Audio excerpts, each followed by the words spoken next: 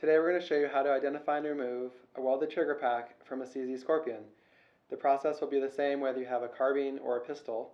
Today we're going to use a carbine, and it's actually very simple. So the first thing to do is remove the lower receiver. To do that, kind of operate the bolt, make sure the weapon's clear, that there's obviously no magazine or anything in the chamber, and then push the takedown pin in the lower receiver through the receiver starting on the right side, push it to the left, and kind of pull it all the way out, and then rotate the lower receiver forward and down. As you do that, it will disconnect from the upper receiver, and at that point we can kind of put the upper receiver to the side, and we're just going to focus on the lower receiver. So what we're going to look for is the top. We're looking for the top side of this 3mm screw that's running through the trigger pack. You can get it through an access hole in the lower receiver in the bottom of the trigger guard. So we're going to look at the top side of this screw. What the factory does is they weld a collar around the threads from the top side to prevent this screw from being removed. We're going to show you a still frame right now of side by side with a welded screw next to an unwelded screw. Notice on the unwelded screw you can see threads, and on the welded screw all you're able to see is a collar with a kind of a fusion weld on the top of it. What we're going to do today is remove the entire screw. Previously we published a video showing how to remove the screw from the top side by drilling out the welded collar. What we've noticed in the past 6 or 8 months is that the welding process seems to change. It is a manual process, so it will depend on the operator on the assembly line who's doing the welding. But what we've, I guess, seen initially was some pretty superficial fusion welds. Here's a couple examples where the collar shown here is again slid over the top of the screw and then just kind of plug welded or fusion welded in the center. And so what we had done in the past is we took our drill bit and drilled through that weld, and then we were able to remove the collar and then remove the screw. And in most cases we were even able to reuse the screw that we had removed. More recently, we've had the trigger packs coming in with much hotter welds. Here's an example of a more recent welded collar. So as you can see, I guess side by side with one of the, I guess, early screws, the newer ones seem to have quite a bit hotter welds and also more filler material added. In addition, what we've seen in a few cases, on the back side of the collar, they actually, you can see on this one, they arc out to the sheet metal trigger housing.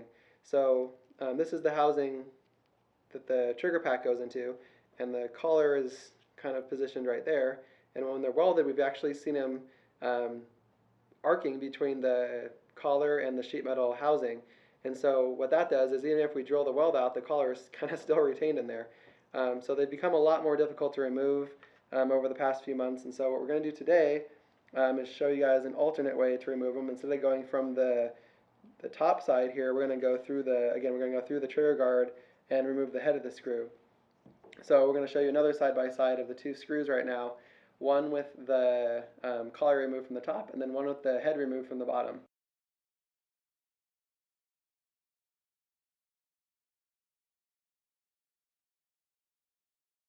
So where previously we were kind of worried about doing damage to the trigger housing and the lower receiver, now more recently with the really hard welds on the top side, we're kind of more concerned with doing damage from the top. So again, we're going to show you another way to drill out the head of the screw going from the top side.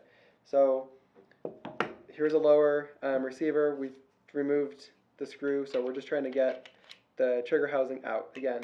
So what we're going to do is remove the head of the screw from the bottom side of the trigger guard, and that's going to let us pull our trigger housing out the top. So let's go back to our welded pack and remove the head of the screw. So we've identified that this pack has got a welded screw in it. What we're going to do is take our 1.5mm Allen key and remove the right side safety selector. the left side seems to be more difficult to get the safety selector, the crossbar, in and out of the trigger pack. So we're going to remove the right side selector using a 1.5 millimeter Allen key, and this is going to allow us to access the trigger pack. So we'll show kind of taking the screw out here. Just go through the relief pocket in the lower receiver, and the safety selector is in the fire position right now, and that's what allows the set screw to line up with the hole in the safety selector. So remove your selector screw, and then rotate and rock off the selector lever, and push the selector assembly through the trigger pack. Go from the left to the right, and then remove the safety selector. And now we're ready to drill out the head of the screw. So what we have done here at HBI Industries, we are going to pair a screw with a drill bit. So if you do determine that you have a welded trigger pack, we'll be able to, you can purchase a specific drill bit and a replacement screw for this job. The drill bit is somewhat specific. It is an 1/8 inch drill bit. You can go buy an 1/8 inch drill bit. If you have an 1/8 inch drill bit, you can use those. This one is cobalt and then titanium nitride coated. It's a little more heavy duty. The screws, because they're welded from the top side, they are a little bit harder, but again, it's not an incredibly special drill. You can get them. The thing we like about this drill, it's called a screw machine drill. It is a little bit shorter, so when we drop it through our trigger pack, we're not going to be able to do damage to the polymer trigger housing because there's no flutes on the drill in that area. So we're actually going to be able to utilize the hole in our lower receiver as kind of a guide for drilling the head of our screw. And in doing so, we're not going to do any damage to the polymer. As you can see here, the flutes don't go high enough to do damage to the polymer. So that's kind of the reason why we would suggest this drill. They're not readily available in this size, but again, we will have them on our website paired with a replacement screw for your convenience. So with the safety selectors out, let's go ahead and put the lower receiver in our vise. We're going to kind of clamp it right in the middle, and I should say in our vise we've got neoprene soft jaws. You can kind of see they're bendy. They're available, I think most hardware stores, definitely online, places like Amazon are going to have them for you. And it's definitely a nice to have. I know I use them personally at home for things that aren't even firearms related. They're just kind of a nice thing you'll find yourself using over and over again. So go ahead and clamp the lower in the vise. We're going to take our 1/8 inch drill bit here and chuck it in a drill. And we're going to use a little bit of lubricating fluid here, just some oil. The reason for this is just to kind of help the drill bit clear chips from that really shallow screw hole. So kind of get your drill bit towards the center of the head of your screw. The head of the screw is a hex and the drill bit's round, so we don't want to push down really hard at the very onset of this. So we'll kind of start the drill and then we'll slowly kind of walk down into the screw and let the drill bit do the work. We're going to let it clear the material and turn the hex into a round.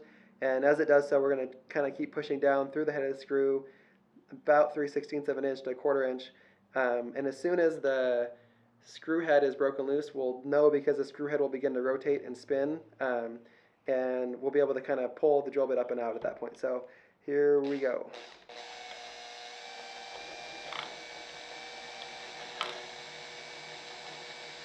So we're through the hex now, and we're kind of going down into the body of the screw.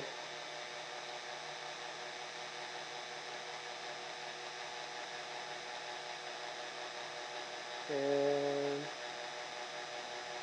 I'm going to stop for a second and clear the chips out so we can kind of see it a little bit better. And these are the type of chips you want to see. Not long and stringy. We're not making little tiny chips, but they're somewhere in between. So we want to see the chips kind of clearing themselves. We don't want a bunch of chips building up down there. So here we go.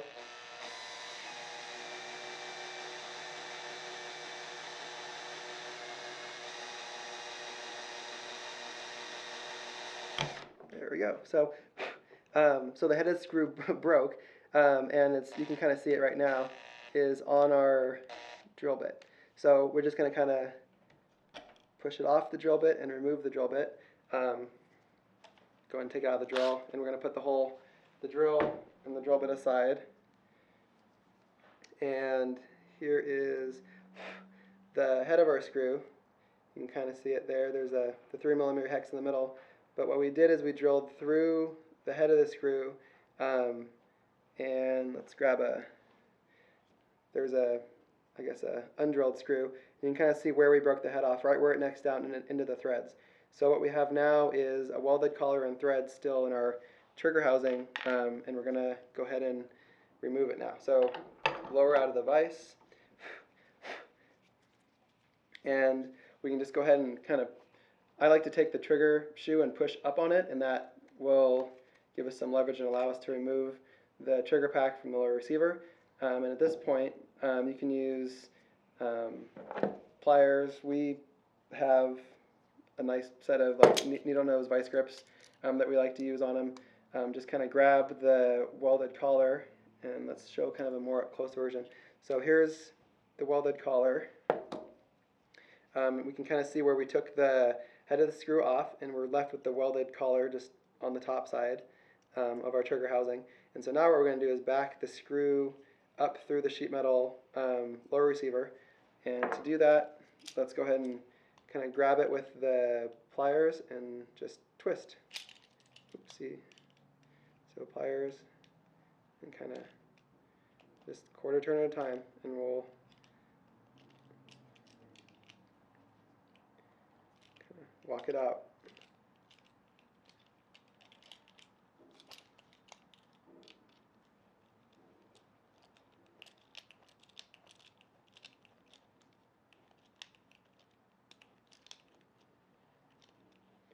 So real quick, another close-up. So we can kind of see grab another tool here. So we can kind of see the screw as we're loosening it, kind of walking up through the sheet metal trigger housing. And we're just going to go maybe 2 or 3 more turns until the screw is completely removed.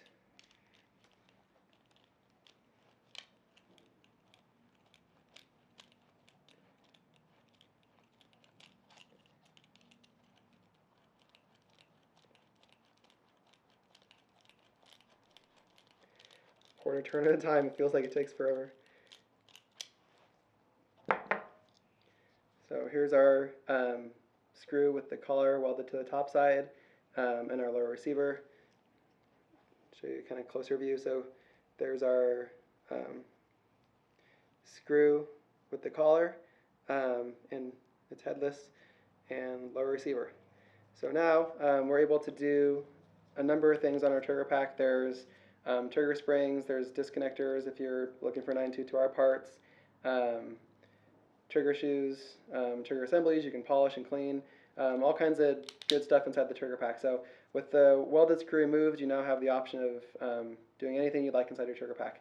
The replacement screw we supply is obviously a direct replacement for your welded screw, and you'll just use that one when you're done. And that is all there is to removing a welded screw from a CZ Scorpion. Thank you guys very much for watching.